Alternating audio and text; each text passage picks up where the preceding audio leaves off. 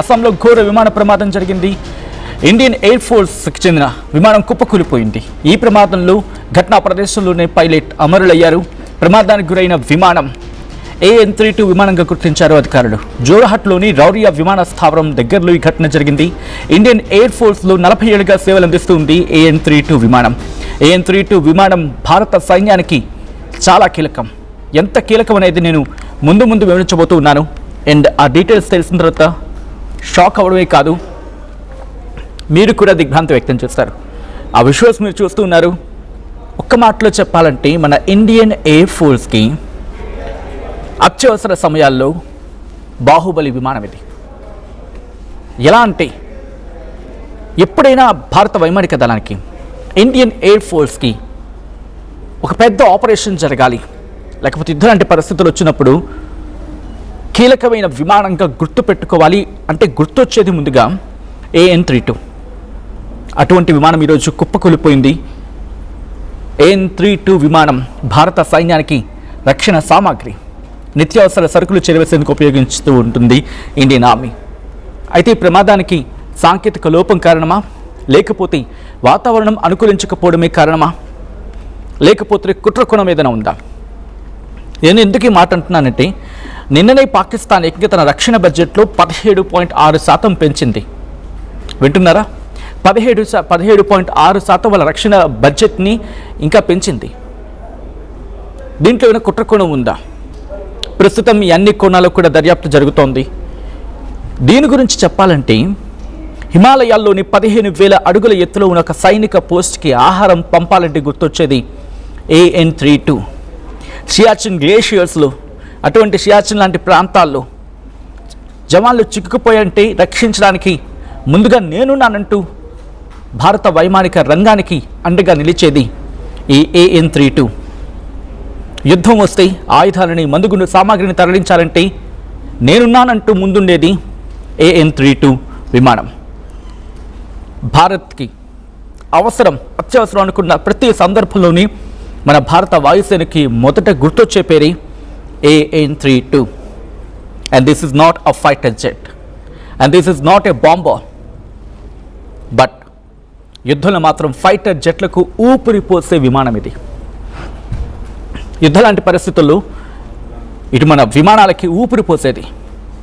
40 ఏళ్లకు పైగా మన ఇండియన్ ఎయిర్ ఫోర్స్లో ఉంటూ మన ఇండియన్ ఎయిర్ ఫోర్స్కి, మన ఫైటర్ జెట్స్కి, మన వైమానిక రంగానికి ఒక వెన్నెముకలా నిలిచిన AN-32 ఫైటర్ జెట్ కుప్పకూలిపోయింది. దీన్ని ఏమంటారో తెలుసా? ఇండియన్ ఎయిర్ ఫోర్స్ దీన్ని ముద్దుగా వర్క్ హార్స్ అని పిలుచుకుంటుంది.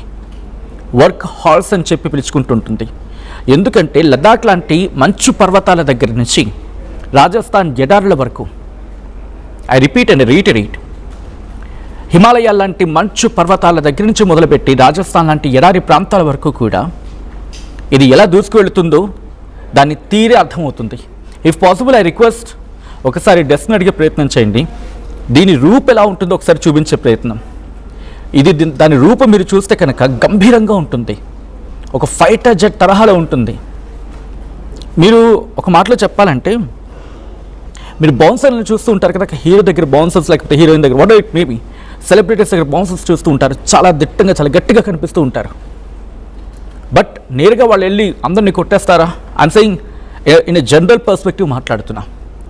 సో అంత దిట్టంగా, అంత గట్టిగా ఉండి అటాకింగ్కి రెడీగా ఉన్నట్టు కనిపించేలా ఉంటూ ఉంటారు. కంపారిజన్ కరెక్ట్ కాకపోవచ్చు, కానీ మీకు అవగాహన కోసం మాత్రమే చెప్పే ప్రయత్నం ఇది.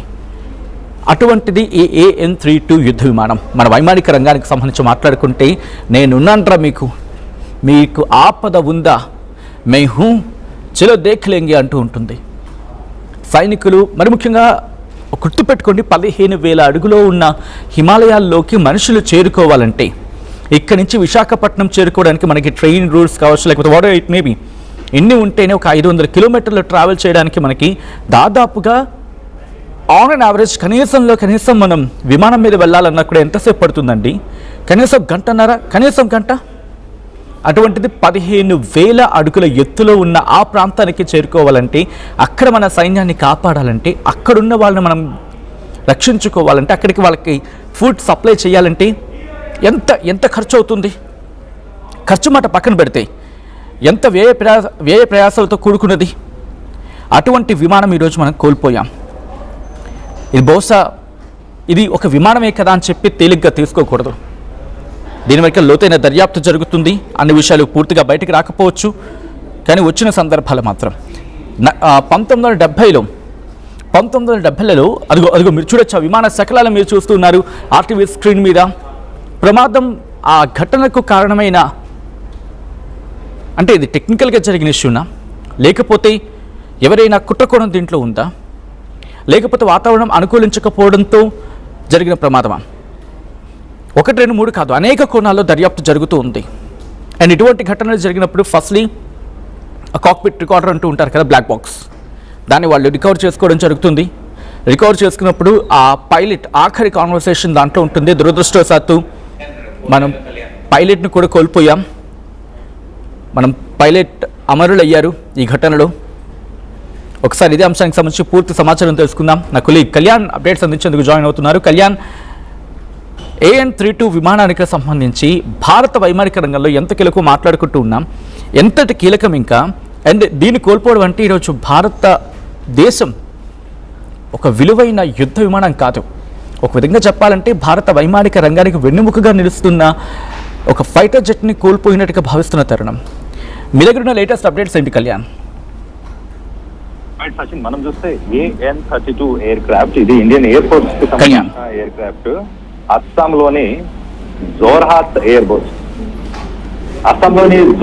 ఎయిర్ బేస్ లో ఈ ఘటన చోటు చేసుకుంది సచిన్. ఇండియన్ ఎయిర్ ఫోర్స్ కి సంబంధించిన AN-32 ఎయిర్ క్రాఫ్ట్, ఈ ఎయిర్ క్రాఫ్ట్ ల్యాండ్ అయ్యే సమయంలో ఒక్కసారిగా మరి మంటలు చెరలేగాయి. అది క్రాష్ ల్యాండింగ్ అయింది. మరి ల్యాండింగ్ అయ్యే సమయంలో మాల్ ఫంక్షన్ అయిందా, ఇతర అంశాల వల్ల ఏమైనా అయిందా, ప్రిలిమినరీ ఇన్వెస్టిగేషన్ అయితే అది ఒక్కసారి ల్యాండ్ అయ్యే సమయంలో మంటలు చెలరేగాయి. ఆ ఎయిర్ బేస్ లో ఉన్న ఎమర్జెన్సీ రెస్పాన్స్ ఇమీడియట్ అక్కడికి చేరుకున్నారు. ఆ సిచ్యువేషన్ కొంత కంట్రోల్ చేసే ప్రయత్నం చేశారు. ఫైర్ బ్రిగేడ్ కావచ్చు, ఎమర్జెన్సీ రెస్పాన్స్ టీమ్స్ కావచ్చు, ఇవన్నీ కూడా అక్కడికి వెళ్ళి కంట్రోల్ చేసే ప్రయత్నం చేస్తాయి. డిఫెన్స్ కి సంబంధించిన, ఆర్మీ డిఫెన్స్ కి సంబంధించిన స్పోక్స్ పర్సన్ ఒక ఆయన మాట్లాడుతూ AN-32 ఎయిర్ క్రాఫ్ట్ ఏదైతుందో అది క్రాష్ ల్యాండింగ్ అయ్యింది రోవారి ఏరియా, జోర్హాత్ అనే జిల్లాలో ఈ ఘటన చోటు చేసుకుంది. Senior air India officials immediate గా అక్కడ చేరుకొని దాన్ని కంట్రోల్ చేసే ప్రయత్నం చేస్తారని చెప్పుకొస్తున్నారు. సో మొత్తం మీద ఈ ఇన్సిడెంట్ వల్ల కొంత సేఫ్టీ ఆపరేషనల్, అలాగే AN-32 అనే ఈ ఎయిర్ క్రాఫ్ట్ ఏదైతుందో ఇది మన ఇండియన్ ఎయిర్ ఫోర్స్ చాలా సంవత్సరాల కింద దీన్ని కొనుగోలు చేశారు. మరి దాని మెయింటెనెన్స్ ఇష్యూసా, లేకపోతే కొంత దాని ఏజింగ్ ఎయిర్ క్రాఫ్ట్స్ అంటారు. ఏజింగ్ అంటే అవి చాలా సంవత్సరాలు సర్వీస్ లో ఉండడం వల్ల వాటిని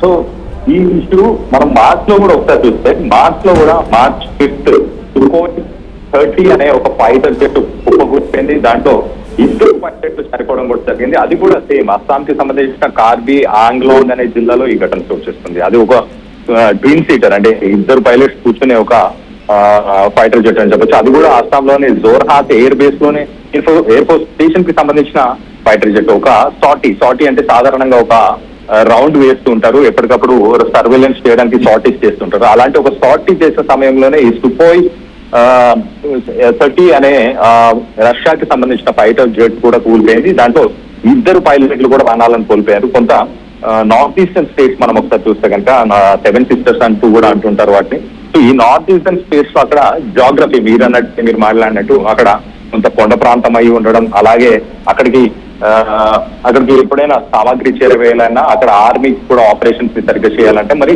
దానికి తగ్గట్టు అలాంటి ఎక్విప్మెంట్ ప్రస్తుతానికి ఇండియన్ ఎయిర్ ఫోర్స్ డిప్లాయ్ చేసిందా, కొంత aged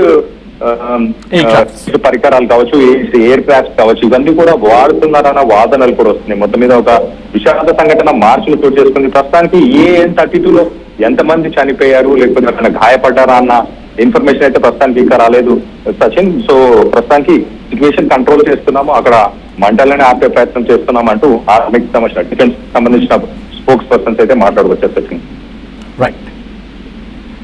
right Kalyan, thanks for the update. ఈ మధ్య దాదాపుగా జూన్ నెలలో, అంటే ఈరోజు జరిగిన ఘటన, అంతకుముందు కళ్యాణ్ చెప్పినట్టుగా అస్సాంలో Sukhoi S-30 MKI, అది కూడా ట్రైనింగ్ టైంలో అక్కడ ట్రైనీలను శిక్షణ సందర్భంలో తిరుగుతూ చక్కలు కొడుతున్నప్పుడు అప్పుడు ప్రమాదానికి గురైంది. దీంట్లో 2 పైలట్లను కోల్పోయాం. ఈరోజు జరిగిన ఘటనలో 1 పైలట్ను కోల్పోయాం. ఫిబ్రవరిలో తేజస్ ట్రైనింగ్ సందర్భంలో ల్యాండింగ్ అవుతున్న టైంలో హెచ్ఏఎల్ తేజస్ ప్రమాదానికి గురైందని చెప్పి అప్పుడు చాలా వార్తలు వచ్చాయి. ఆ తర్వాత 2025కి వచ్చినప్పుడు జూలై 2025లో జాగ్వార్ ట్రైనర్ ప్రమాదానికి గురైన సందర్భం. ఐఎఫ్ జాగ్వార్ ట్రైనర్ విమానం శిక్షణ మిషన్లో కూలిపోయిందని చెప్పి ఆ టైంలో 2 పైలట్లు కోల్పోయారని చెప్పి వార్తలు విన్నాం. అంతకుముందు ఏప్రిల్లో జాగ్వార్ ప్రమాదానికి గురైందని జామ్నగర్ దగ్గర గుజరాత్లో, అంతకన్నా ముందు మార్చిలో పంచకుల దగ్గర జాగ్వార్ ప్రమాదానికి గురైందని. ఇలా వరుస విమాన ప్రమాదాలు కేవలం ఇండియన్ ఎయిర్ ఫోర్స్ని కాదు భారతీయులను కూడా ఆందోళన గురి చేస్తూ ఉంటాయి. ఎందుకంటే మీకు గుర్తుంటే సుఖోయ్ లాంటివి కావచ్చు, లేకపోతే మనం చూసాం ఆపరేషన్ సింధూర్ టైంలో ప్రతి ఒక్క ఎయిర్ క్రాఫ్ట్ని ఎంత మనం డెలికసీతో మనం ఉపయోగించామనేది. ఎందుకంటే ప్రతి ఎయిర్ క్రాఫ్ట్ మనకి కీలకం, ప్రతిదీ ఇంపార్టెంట్.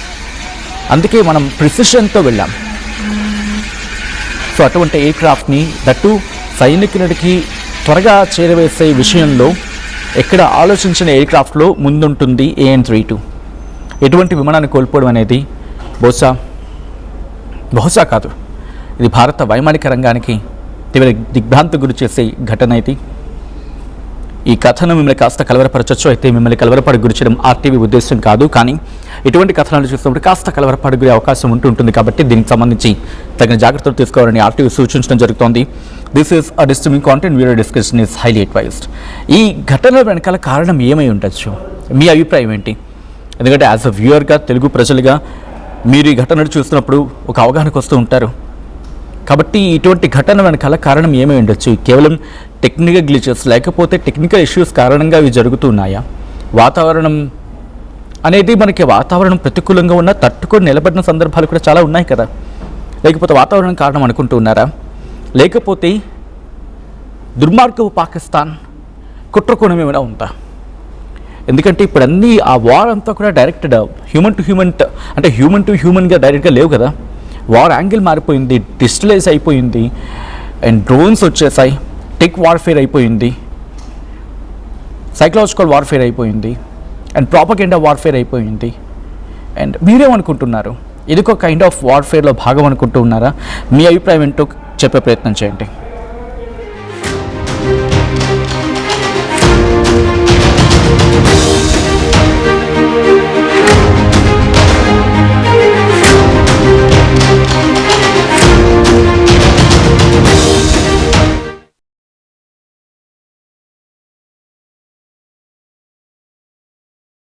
ముప్పై 35 ఏళ్లుగా నా జీవితంలో లేవు.